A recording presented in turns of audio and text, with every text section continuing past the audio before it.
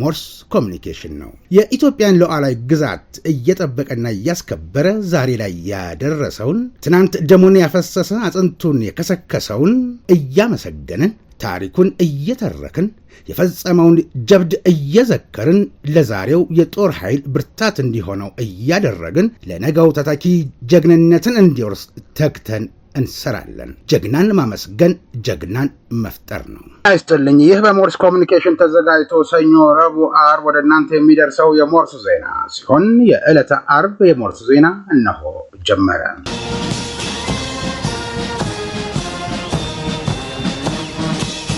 አርእስተ ዜና። በዓለ ስቅለት በጾም በጸሎትና ስግደት ተከበረ። አምና በሁለት ዙር ቆጠራ 306 ብቻ ቀረ የተባለው የዋልያ ቁጥር ይበልጥ ቁጥሩ እንዲቀንስ አዳኞች ጥቃት እያደረሱ መሆናቸው ተሰማ። የኢትዮጵያን አየር ክልል ከማንኛውም ጥቃት ከመጠበቅ ባለፈ ታሪክን የማደስ ተግባራችንን አጠናክረን እንቀጥላለን አሉ ሌተናል ጄኔራል ይልማ መርዳሳ።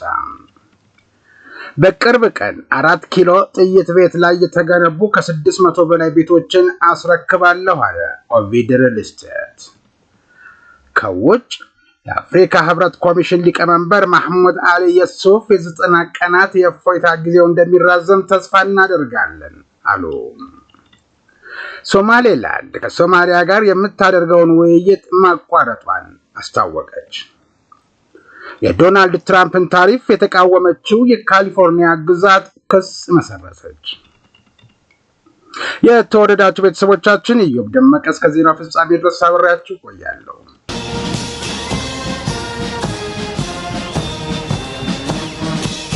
ወደ ቀዳሚው ዜና አልፋለሁ።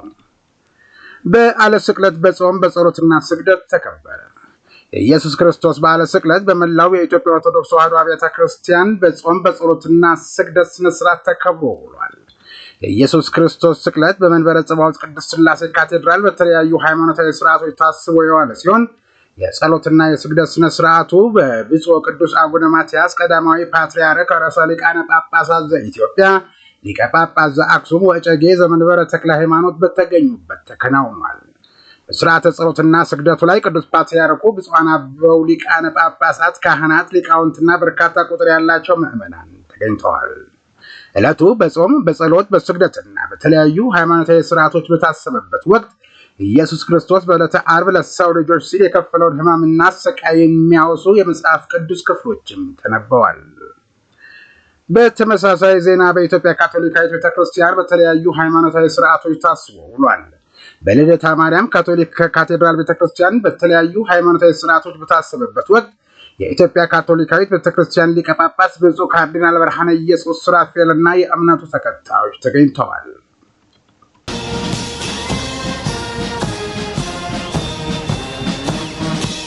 የባህር ኃይል ፕሮጀክት ግንባታ በተፋጠነ መንገድ መቀጠሉ ተገለጸ።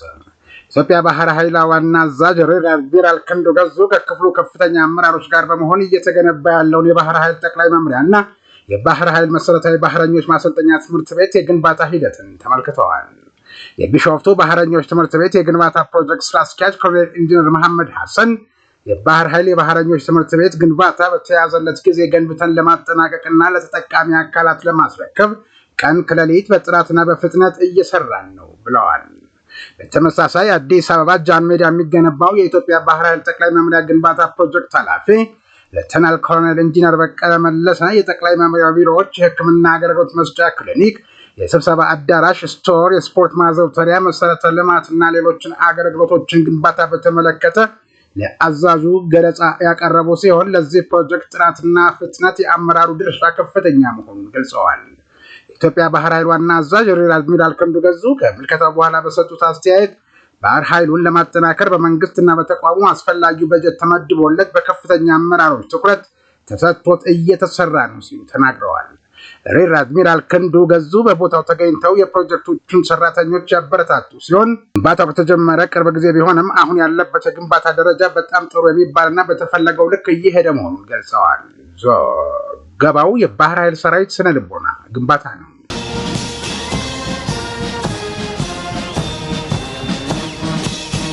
የአዲስ አበባ ቄራዎች ድርጅት በቀን ከ3000 በላይ የእርድ አገልግሎት የመስጠት አቅም ቢኖረውም ለእርድ እያቀረበ የሚገኘው ግን 1500 እንስሳት መሆኑን አስታወቀ።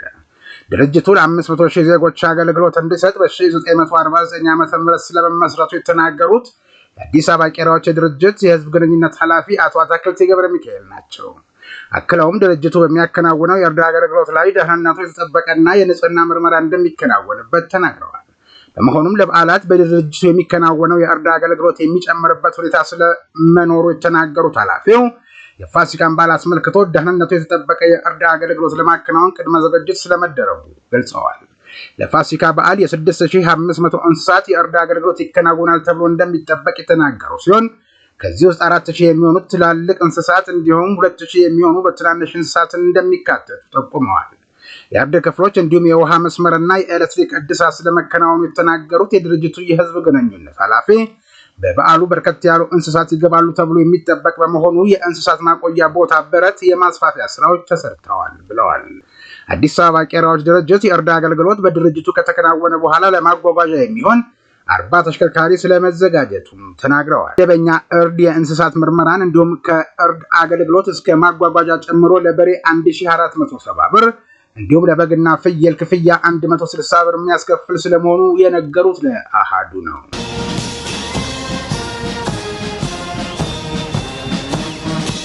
በቅርብ ቀን 4 ኪሎ ጥይት ቤት ላይ የተገነቡ ከ600 በላይ ቤቶችን አስረክባለሁ ብሏል ኦቪድ ሪል ስቴት። ኦቪድ ሪል ስቴት በካሳንቺስ አቧሬ ሳይት በ426 ካሬ ሜትር ላይ ባረፈ ህንፃ የገነባቸውን ደረጃቸውን የጠበቁ 50 መኖሪያ ቤቶችን ሚያዝያ 9 ቀን 2017 ዓ.ም ለደንበኞቹ አስረክበዋል። መኖሪያ ቤቶቹ ከምድር በታች በምድር ቤትና አንደኛ ፎቅ የመኪና ፓርኪንግ ያላቸው መሆናቸውን የተናገሩት የኦቪድ ሪል ስቴት የፕሮጀክት ማናጀር ኢንጂነር አቤል ኢሳያስ በቅርቡ በ4 ኪሎ ጥይት ቤት ግንባታቸው እየተጠናቀቁ ያሉ 600 በላይ ቤቶችን ለደንበኞቹ እንደሚያስረክብ አስታውቀዋል። በአዲስ አበባ ያለውን መጠነ ሰፊ የመኖሪያ ቤት ፍላጎት ለማሟላት መንግስት የሚያደርገውን ጥረት ብቻ በቂ ባለመሆኑ የግሉ ዘርፍ ከፍተኛ ኃላፊነት እንዳለበትም አመላክተዋል። የሀገሪቱን የሪል ስቴት ዘርፍ ኃላፊነት በተሞላበት መልኩ ሁሉም ባለድርሻ አካል የድርሻውን ሊያበረክት እንደሚገባ ያሳሰቡት ኢንጂነር አቤል ሪል ስቴት ማህበራዊ ኃላፊነትን ከመወጣት አንጻር ፕሮጀክቶች በሚሰሩበት አካባቢዎች ላይ ለማህበረሰቡ ድጋፍ እያደረገ መሆኑን ገልጸው በቅርቡ ለአቅመ ደካሞች ቋሚ ድጋፍ ማድረግ የሚያስችል ድርጅት ለማቋቋም ማሰቡን ገልጸዋል።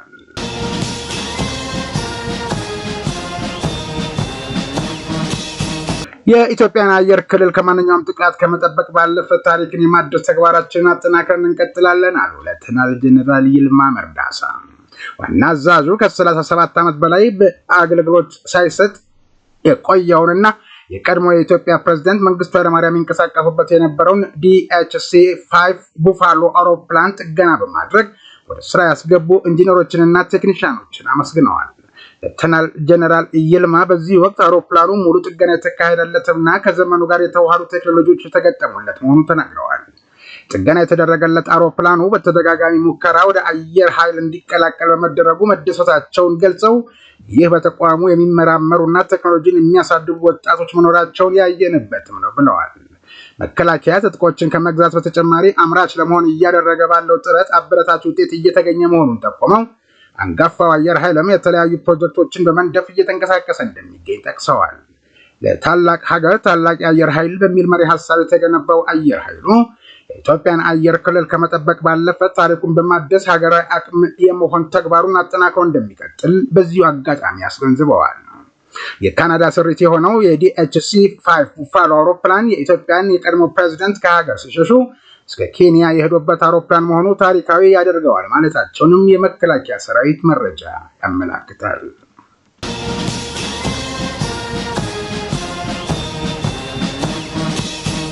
የኢትዮጵያ አየር መንገድ በቢሾፍቱ አቅራቢያ ለሚያስገነባው አዲስ አየር ማረፊያ ከ2000 በላይ አባወራዎች እንደሚነሱ አስታወቀ። የአየር መንገዱ ዋና ስራ አስፈጻሚ አቶ መስፍን ጣሰው የኢትዮጵያ አየር መንገድ ለሚያስነሳቸው 2500 አባወራዎች መኖሪያ ቤቶች እንደሚገነባና በሚቀጥለው ዓመት ዳር ወር እንደሚያስረክባቸው እንዲሁም በተመሳሳይ ወር የአውሮፕላን ማረፊያው ግንባታ እንደሚጀመር ተናግረዋል። አየር መንገዱ በቢሾፍቱ አቅራቢያ አቡሴር አካባቢ አዲስ የሚገነባው ዓለም አቀፍ አየር ማረፊያ በሚቀጥለው ዓመት ዳር ወር እንደሚጀመር አቶ መስፍን ጣሰው ተናግረው በቢሾፍቱ አቅራቢያ ይገነባል የተባለው ግዙፍ አውሮፕላን ማረፊያ 3500 ሄክታር መሬት ላይ የሚያርፍ ነው ብለዋል። ከመሬታቸው ለሚነሱ 2500 አባወራዎች በህዳር ወር ወደ አዲስ መኖሪያቸው እንደሚዘዋወሩም አስታውቀዋል። አቶ መስፍን በአካባቢው የግብርና ምርቶች ማቀነባበሪያና የንግድ ተቋማትን ጨምሮ አዳዲስ አገልግሎት መስጫዎች እንደሚገነቡ ገልጸዋል። ኢትዮጵያ አየር መንገድ የሚያስገነባው አየር ማረፊያ ግንባታ ከ4 ዓመታት በኋላ የሚጠናቀቅ መሆኑን እና በአፍሪካ ቀዳሚ የሆነ አውሮፕላን ማረፊያ እንደሚሆን ተገልጿል።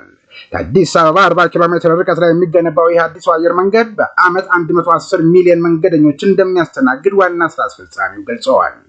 በሁለት ምዕራፍ ግንባታው የሚከናወን መሆኑንና በመጀመሪያው ምዕራፍ 60 ሚሊዮን ተጓዦችን ማስተናገድ የሚችለው ተገንብቶ የመጀመሪያው ምዕራፍ ሲጠናቀቅ 50 ሚሊዮን ተጓዦችን የሚያስተናግደው ሁለተኛው ምዕራፍ ይገነባል ብለዋል።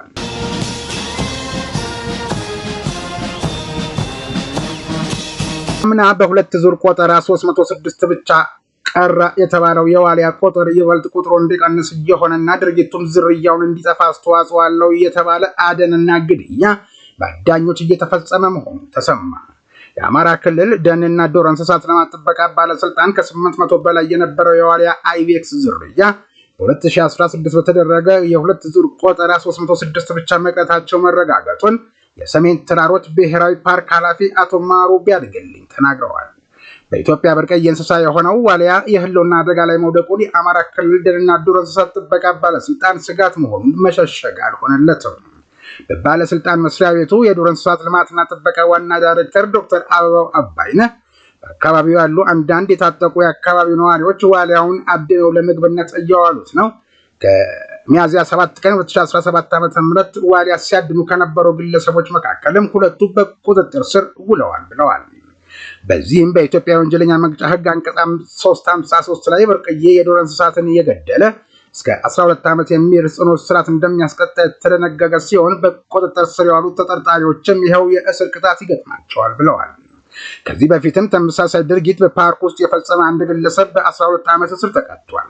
ለዋሊያዎቹ ቁጥር መቀነስ ከጸጥታው መደፍረስ ጋር በተያያዘ በህግ መላላት ምክንያት ህገወጥ አደን መስፋፋቱ ዋነኛ ምክንያት ነው ብለዋል። የጃን አሞራ አስተዳዳሪ አቶ ሸጋው ተሰማ ሚያዝያ 7 2017 ዓ.ም በወረዳው ዋሂድ ተብሎ የሚጠራው የፓርኩ ክፍል ውስጥ በቡድን ተደራጅተው ዋሊያ በጥይት በመግደል አርደው በአህያ እየጫኑ እያለ እንደተደረሰባቸው አስረድተዋል። በዚህም የአካባቢው የጸጥታ ኃይል ከአዳኞች ጋር ባደረገው የተኩስ ልውውጥ ሁለቱ በቁጥጥር ስር የዋሉ ሲሆን ሶስቱ ማምለጣቸው ታውቋል። የድርጊቱ ፈጻሚዎች ከግድያ ወንጀል ጋር በተያያዘ በወንጀል የሚፈለጉ መሆናቸውንና ሲፈልጉ ወደ ፓርኩ በመግባት ወንጀል የሚፈጽሙ ሲያሻቸው ደግሞ ፋኖነን በማለት ታጣቂ ቡድኑ ወዳለበት በመግባት የሚያምታቱ ናቸው ሲሉ ነግረውኛል ሲል ቲክቫህ ኢትዮጵያ ዘግቧል። የተያዙት ተጠርጣሪዎችም አብሯቸው የነበሩትን ጨምሮ በተመሳሳይ የአደን ተግባር የተሰማሩ ግለሰቦች መጠቆማቸውን ገልጸውለታል። ጉዳዩን ወደ ፍርድ ቤት ለመውሰድ እንቅስቃሴ መጀመሩ ሲታወቅ በሰሜን ተራራዎች ብሔራዊ ፓርክ የሚገኘው ዋሊያ ቁጥር የመቀነሱ ምክንያት የሰሜኑ የሀገሪቱ ጦርነትና አለመረጋጋት፣ በአካባቢው የተከሰተ ድርቅ፣ የደን ምንጣሮና አደን መሆናቸውን አደረግነው ባሉት ጥናት ማግኘታቸውን የጃን አሞራ ወረዳ አስተዳዳሪ አቶ ሸጋው ተሰማ የነገሩት ለቲክቫህ ኢትዮጵያ ነው።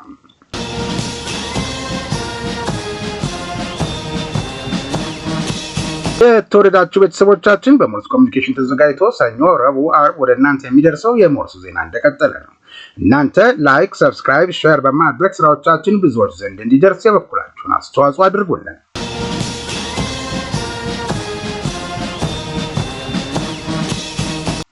ወደ ውጭ ዜና አልፋለሁ። የአፍሪካ ህብረት ኮሚሽን ሊቀመንበር መሐሙድ አሊ የሱፍ የ90 ቀናት የእፎይታ ጊዜው እንደሚራዘም ተስፋ እናደርጋለን አሉ። በአሜሪካ በተጣለው አዲስ ቀረጥ ላይ ስጋቱን የገለጸው አፍሪካ ህብረት ራሳችንን ለአዲሱ የታሪፍ ስርዓት በሚገባ ለማዘጋጀት የ90 ቀናት የእፎይታ ጊዜ እንደሚራዘም ተስፋ አለን ብሏል። የፕሬዝዳንት ዶናልድ ትራምፕ አስተዳደር በአፍሪካ ሀገራት ላይ የጣለው አዲስ ቀረጥ እንዳሳሰባቸው የአፍሪካ ህብረት ሊቀመንበር አልሸሸጉም። ፕሬዝዳንት ትራምፕ ያኖሩት አዲስ ታሪፍ ወይም ቀረጥ በአፍሪካ ሀገራት ኢኮኖሚ ላይ አሉታዊ ተጽዕኖ እንደሚያሳድር ስጋታቸውን ገልጸዋል። አሜሪካ በአፍሪካ ምርቶች ላይ የጣለችው አዲስ ቀረጥ የአባል ሀገራቱን ኢኮኖሚ ያዳክማል በማለትም አክለዋል። ፕሬዝዳንት ትራምፕ ያሳለፉት አዲስ የቀረጥ ውሳኔ ከቻይና በስተቀር በሌሎች ሀገራት ዘንድ ከ3 ወራት በፊት እንዳይተገበር ወይም ለ90 ቀናት ሳይተገበር እንዲቆይ አዘዋል። የአፍሪካ ህብረት ኮሚሽን ሊቀመንበር መሐሙድ አሊ የሱፍም የአፍሪካ ሀገራት ውሳኔውን ለመተግበር በቂ ዝግጅት እንዲያደርጉ ለ90 ቀናት እንዳይተገበር የተላለፈው ውሳኔ ከዚያም በላይ ለሆነ ጊዜ እንዲራዘም ጠይቀዋል። ራሳችንን ለአዲሱ የታሪፍ ስርዓት በሚገባ ለማዘጋጀት የ90 ቀናት የእፎይታ ጊዜው እንደሚራዘም ተስፋ እናደርጋለን ሲሉ ገልጸዋል። ሊቀመንበሩ የፕሬዝዳንት ትራምፕ አዲስ የቀረጥ ፖሊሲ በተለይም እንደ አውሮፓ አቆጣጠር ከ2000 ዓ.ም ጀምሮ የአጎዋ እድል ተጠቃሚዎች የሆኑ 32 የአፍሪካ ሀገራትን ይበልጥ ሊጎዳ እንደሚችል ባለሙያዎች ይናገራሉ። የአህጉራዊ የነፃ ንግድ ስምምነት መተግበር ከሌላው ክፍለ ዓለም የሚመጡ መሰል ተግዳሮቶችን ለመቋቋም ያስችላል ሲሉ ገልጸዋል። የአፍሪካ ሀገራት አህጉራዊውን ነፃ ንግድ ስምምነትና ሌሎችም አሰራሮችን በመጠቀም እንዲህ አይነት ተግዳሮቶችን ወደ እድል እንዲቀይሩም ጠይቀዋል።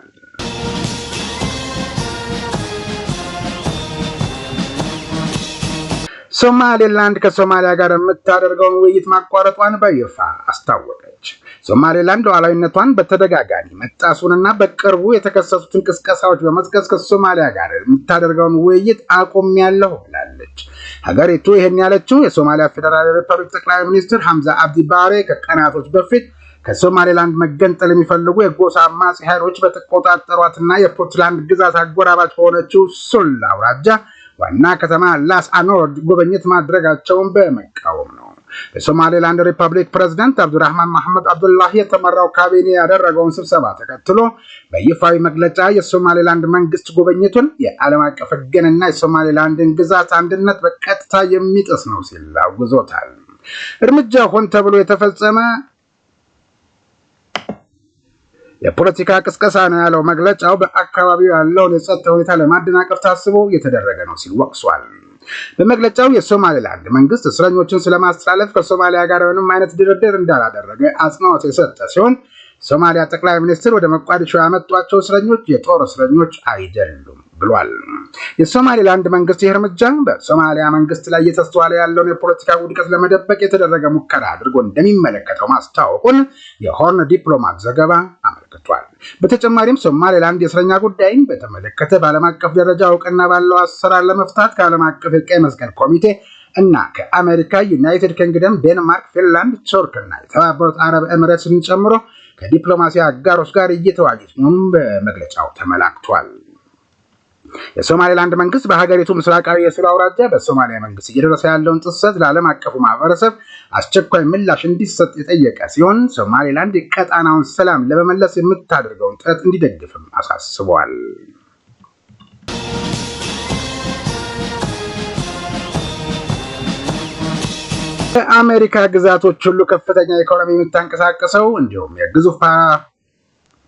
ከአሜሪካ ግዛቶች ሁሉ ከፍተኛ ኢኮኖሚ የምታንቀሳቀሰው እንዲሁም የግዙፍ ፋብሪካዎችና እርሻዎች መገኛ የሆነችው ካሊፎርኒያ ግዛት የዶናልድ ትራምፕን ታሪፍ በመቃወም ክስ መሰረተች።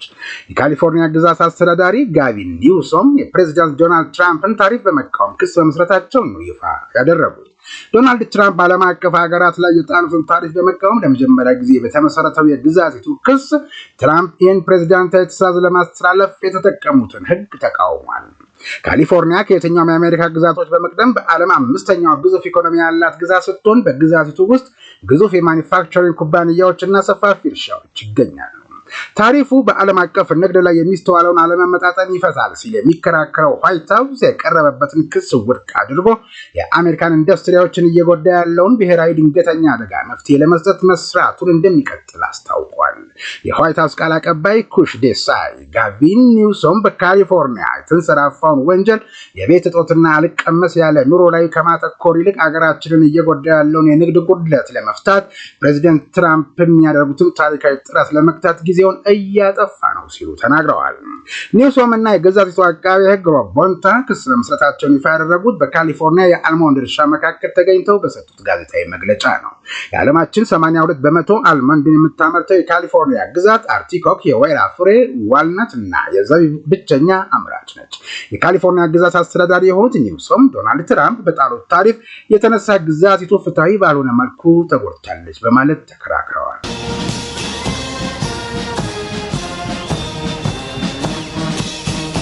የተወደዳችሁ የሞርስ ኮሚኒኬሽን ቤተሰቦች ላይክ፣ ሰብስክራይብ፣ ሼር በማድረግ ሌሎች ቤተሰብ እንድናፈራ ስላደረጋችሁ እናመሰግናለን።